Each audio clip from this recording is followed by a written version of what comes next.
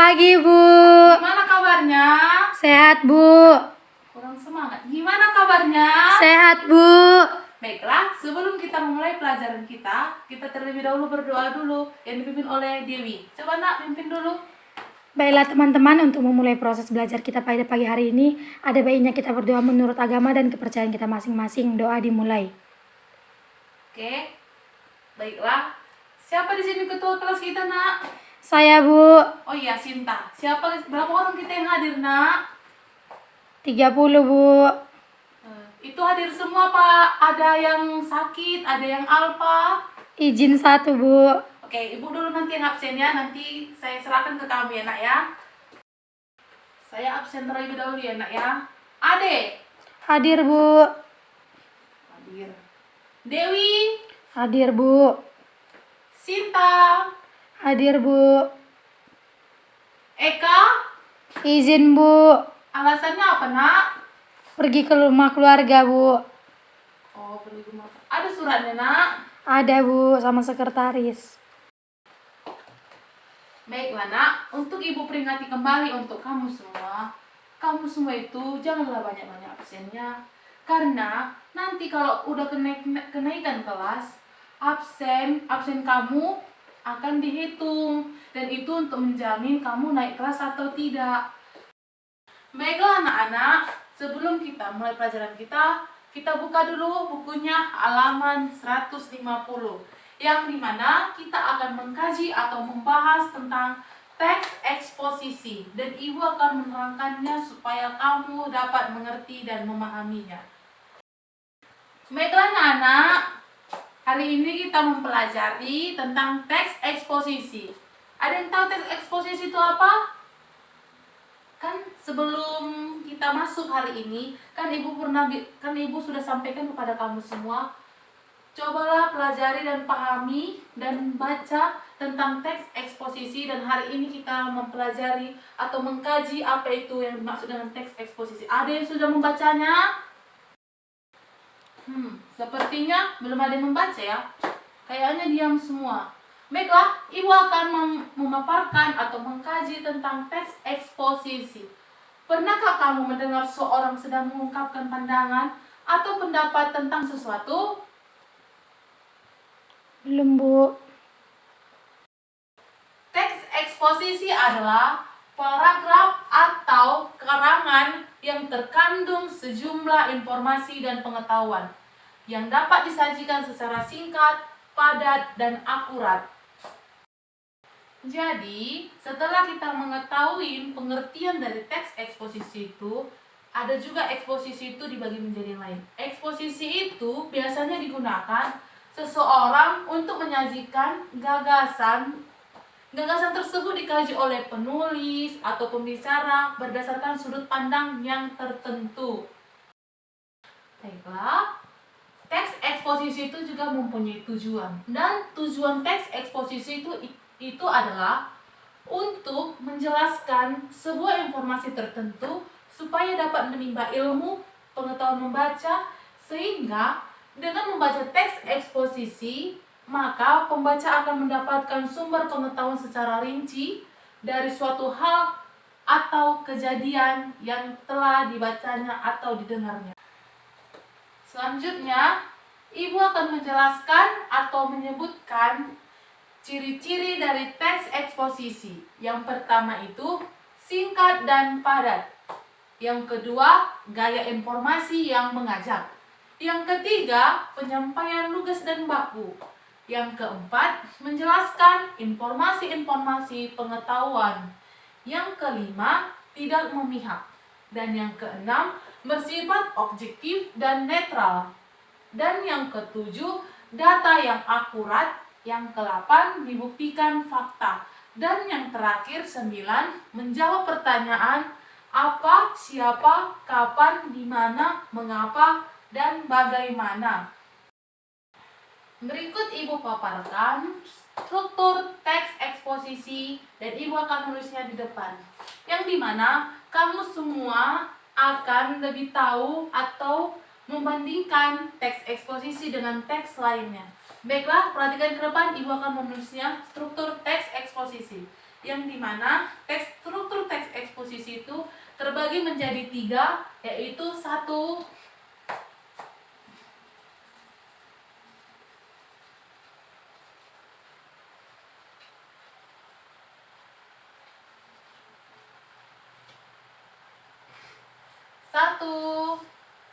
tesis atau pernyataan pendapat.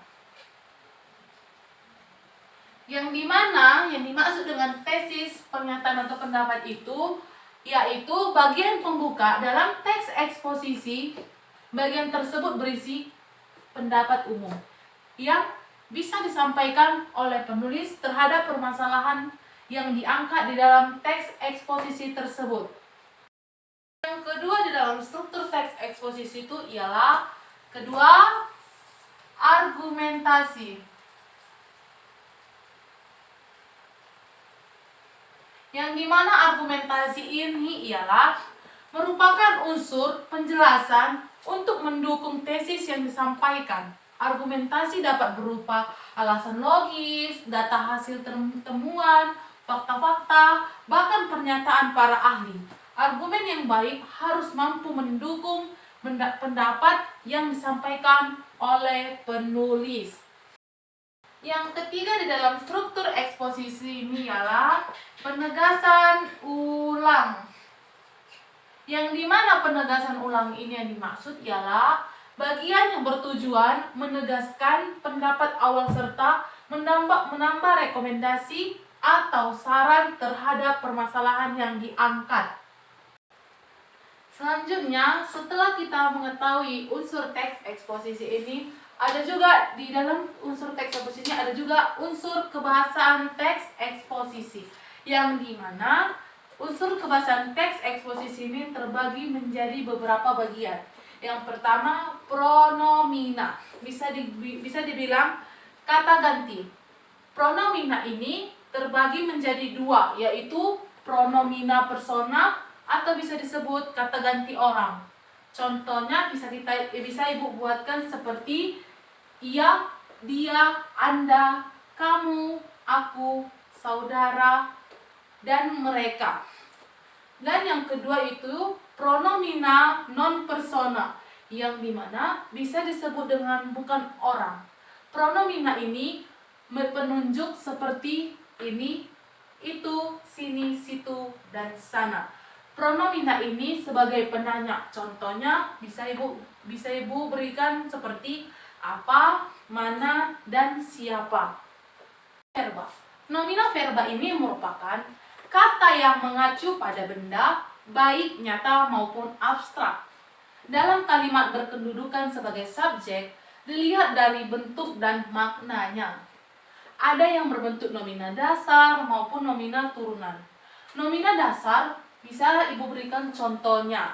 Contohnya itu ialah gambar, meja, rumah, pisau, dan nomina turunan itu ialah Ibu berikan contohnya perbuatan, pembelian, kekuatan, dan lain-lain.